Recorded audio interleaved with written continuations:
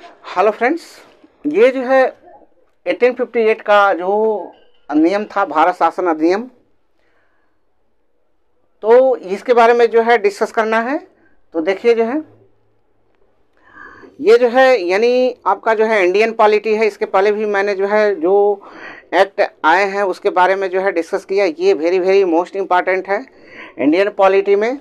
तो Indian polity यानी Indian constitution जो है का जो है जो डेवलपमेंट हुआ उसका इतिहास क्या है, कैसे कैसे जो है इतिहास जो है डेवलपमेंट यानी आज के डेट में जो है जो भारतीय संविधान जो चल रहा है वो एक जो है मतलब एक दिन का कार्य नहीं है, वो धीरे धीरे जो है डेवलप हुआ, उसका हिस्ट्री है। तो सबसे पहले जो है ये देखेंगे, इसके पहले भी जो एक्ट आए हैं अंग्रेज़ों के द्वारा यानी ब्रिटिश पार्लियामेंट के द्वारा, तो उस एक्ट के बारे में जो है डिस्कस किया है। ये मैंने नोट कर लिया है ताकि आपको अच्छे से जो है मैं समझा सकूं।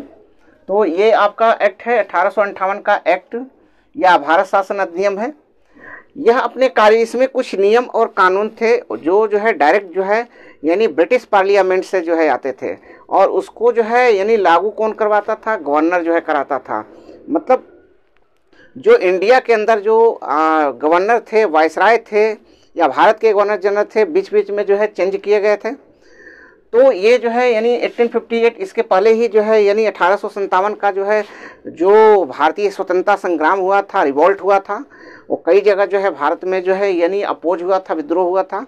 तो उसके एक साल बाद ही जो है ये एक्ट आया। यानी पहले जो है यानी क्या हुआ कि जो है सबसे पहले जो है जो विद्रोह हुआ तो ब्रिटिश पार्लियामेंट में जो है ये बात जो है पहुंच गई कि जो है भारत में काफ़ी जो है शोषण हो रहा है। तो जो शासन था, कंपनी शासन चला रही थी, तो कंपनी चला रहे थे तो शासन को जो है कंपनी के हाथों से ले करके यानी ब्रिटिश क्राउन जो वहाँ पर जो है जो मेंबर होते थे और प्रधानमंत्री होते थे, लेकिन वहाँ पर रानी या राजा दो लोग जो है होते थे, या क्वीन या राजा, यानी जो है लगातार जो है क्वीन होती थी, तो उनके हाथों में जो है चला गया। तो अब देखिए जो है 1858 का जो एक्ट आया या भारत शासन अधिनियम आया, इसमें कुछ नियम थे कानून थे। यह अपने कार्यों के लिए संसद के प्रति उत्तरदायी होता था। कौन होता था यानी कार्यों के लिए संसद के प्रति जो है उत्तरदायी होता था? तो वो था भारत का सचिव, यानी जो ब्रिटिश पार्लियामेंट में नियुक्त किया यानी सेलेक्ट हुआ था। यानी यहाँ पर इंडिया के अंदर जो है यानी भारत का गवर्नर जनरल या वायसराय या बंगाल का गवर्नर जनरल, सीक्वेंस में जो भी जो है वायसराय इस समय चल रहा था, तो भारत के अंदर जो है यानी वायसराय होता था, और ब्रिटेन में जो है यानी भारत का सचिव होता था। तो जो सचिव था वो जो है ब्रिटिश पार्लियामेंट के प्रति जो है यानी ब्रिटिश संसद के प्रति जो है वो क्या था, उत्तरदायी था। यानी जो भी जो है करता था वो उसके अकॉर्डिंग जो है काम करता था। तो ये संसद के प्रति उत्तरदायी होता था। कौन? भारत का सचिव। भारत का सचिव यानी वो जो है उत्तरदायी था। भारत के प्रशासन पर इसका संपूर्ण नियंत्रण था। यानी जो भारत पर जो शासन जो चलता था, शासन या प्रशासन जो चलता था, उस पर जो है पूरा जो है कंट्रोल यानी भारत के सचिव को था, यानी उसका जो नियंत्रण था।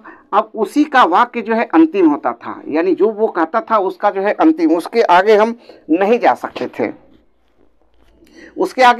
सकते थे। यानी उन्हीं का वाक्य यानी भारत सचिव का ही वाक्य जो है क्या था, अंतिम था।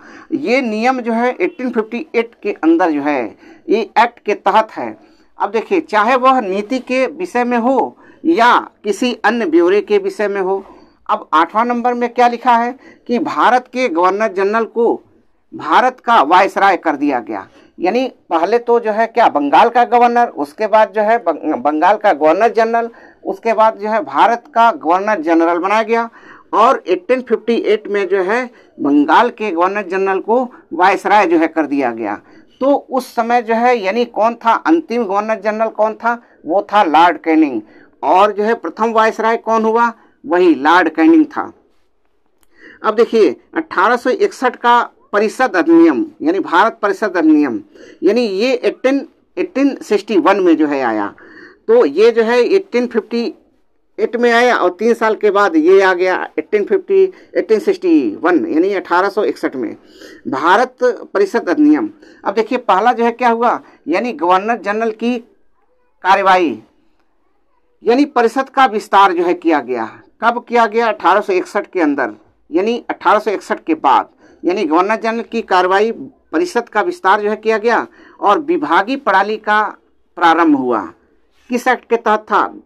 ये 1861 का भारत का परिषद अधिनियम। अब देखिए तीसरा जो है, गवर्नर जनरल को पहली बार अध्यादेश जारी करने की शक्ति जो है प्रदान की गई। कहाँ से की गई? यानी वो जो है ब्रिटिश पार्लियामेंट से की गई। यानी कौन कर दिया? यानी भारत का सचिव जो है कर दिया। अब अध्यादेश जो है यानी भारत का गवर्नर जनरल जो है या वायसराय जो है कर सकता था। अब इसमें जो है इसका जो समय था वो 6 महीने का होता था। अगर ये अध्यादेश जो है पारित कर देता था 6 महीने का होता था। अब इसके द्वारा कानून बनाने की प्रक्रिया भारतीय प्रतिनिधियों को शामिल किया गया। भारतीय प्रतिनिधियों को पहले जो है अंग्रेज ही होते थे, लेकिन जो है बाद में जो है इंडियन को भी जो है सम्मिलित करने लगे। तो वायसराय कुछ भारतीयों को प्रस्तावित परिषद में गैर सरकारी संबंधी यानी संबंधों के रूप में नामित कर सकता था। गैर सरकारी यानी गैर सरकारी संबंधों के रूप में क्या कर सकता था? नामित कर सकता था। तो देखिए 1858 का जो है के अंदर जो है ये चीज़ें थी। अब 1861 का भारत परिषद अधिनियम के अंदर था। फिर जो है आगे जो है डिस्कस करते हैं फ्रेंड्स जो है। हेलो फ्रेंड्स, ये जो है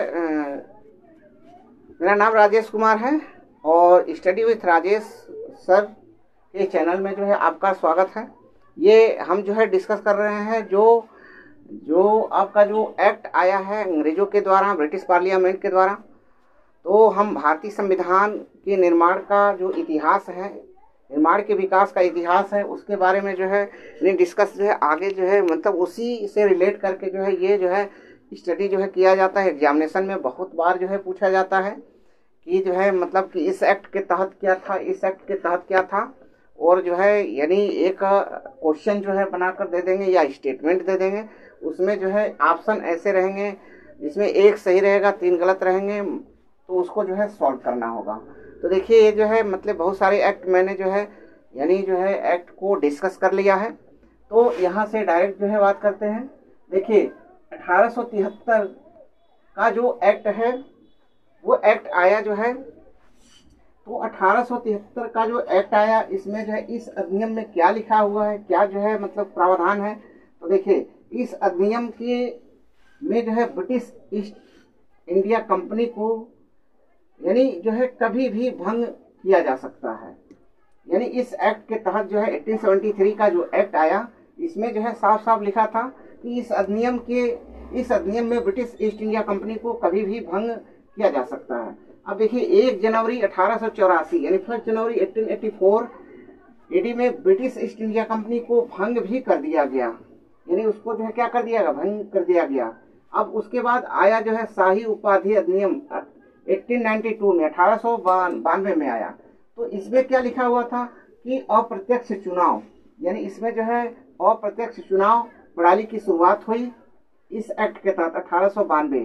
दूसरा इसमें क्या लिखा था? इसके द्वारा राजस्व एवं व्यय अथवा बजट पर बहस करने और कार्यकारिणी के प्रश्न पूछने, यानी जो कार्यकारिणी थी वो प्रश्न पूछने की शक्ति जो है दी गई, यानी शक्ति जो है प्रदान की गई। अब इसके बाद जो है जो एक्ट आया 1909 का, यानी 1909 का भारत परिषद अधिनियम आया, यानी ये 1909 में, यानी भारत परिषद अधिनियम, इसको पार्लियामेंटो सुधार भी कहते हैं। अरे हम ये नहीं लगौले बाने, साला हम बोल रहे हैं। चलो चलो ऑन करो, काट के ऑन करो। अरे उसको काटो।